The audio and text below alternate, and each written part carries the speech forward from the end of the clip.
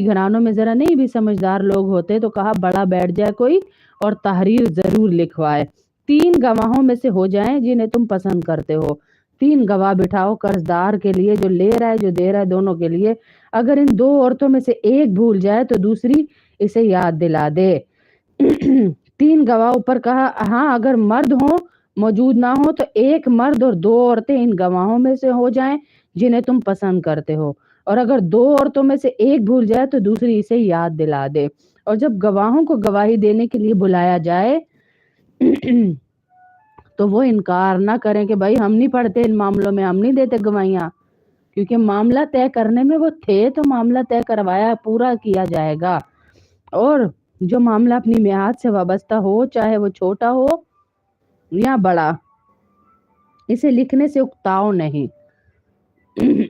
ایک ایک روپیہ بھی لکھنا پڑے تو اسے بھی لکھو، اس سے اکتاؤ نہیں کہ بھائی اب کیا لکھنا یار، اس کو کیا لکھنا، اس کو کیا لکھنا۔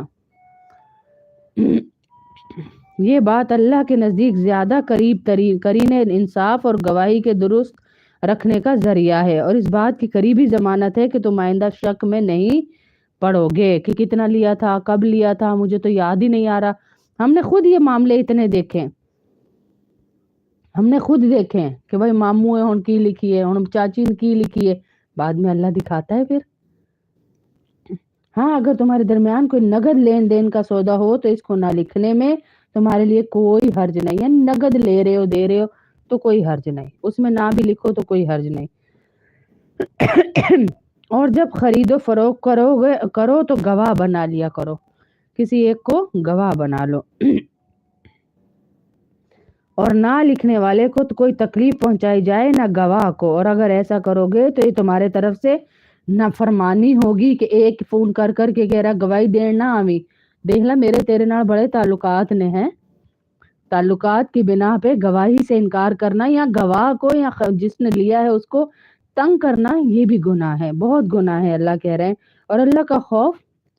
دل میں رکھو، اللہ تمہیں تعلیم دیتا ہے اور اللہ ہر چیز کا علم رکھتا ہے، اور اگر تم سفر پر ہو اور تمہیں کوئی لکھنے والا نہ ملے تو ادائیگی کی ضمانت کے طور پر رہن قبضے میں رکھ لیے جائیں، یعنی سفر میں ہو تو کوئی چیز وہ رکھوا دے تمہارے پاس تو تب بھی تم اسے قرض دے سکتے ہو۔ فَإِنْ أَمِنَ بَعْضُكُمْ بَعْضًا فَلْيُؤَدِّ الَّذِي اؤْتُمِنَ أَمَانَتَهُ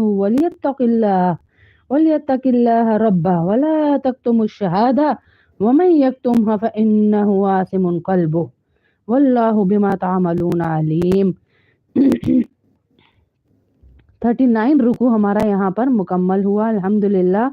ہاں اگر تم ایک دوسرے پر بھروسہ کرو تو جس پر بھروسہ کیا گیا ہے وہ اپنی بات ٹھیک ٹھیک ادا کرے اور اللہ سے ڈرے، اس کا پروردگار ہے،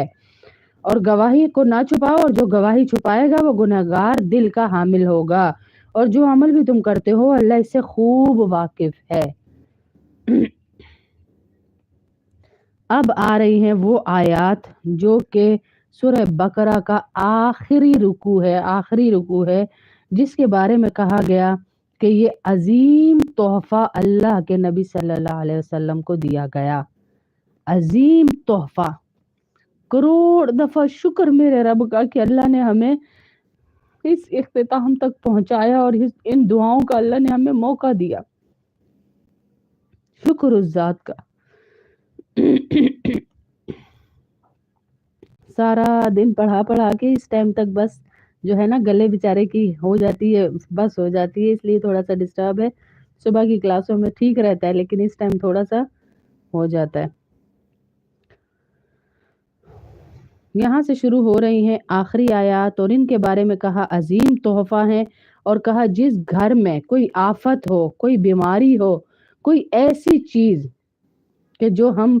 ہمارے اثر سے ہمارے ہاتھ سے نکل گئی ہے تو اس کے لیے گھر میں یہ آیات پڑھی جائیں، جس گھر میں پڑھی جائیں گی 3 دن کے لیے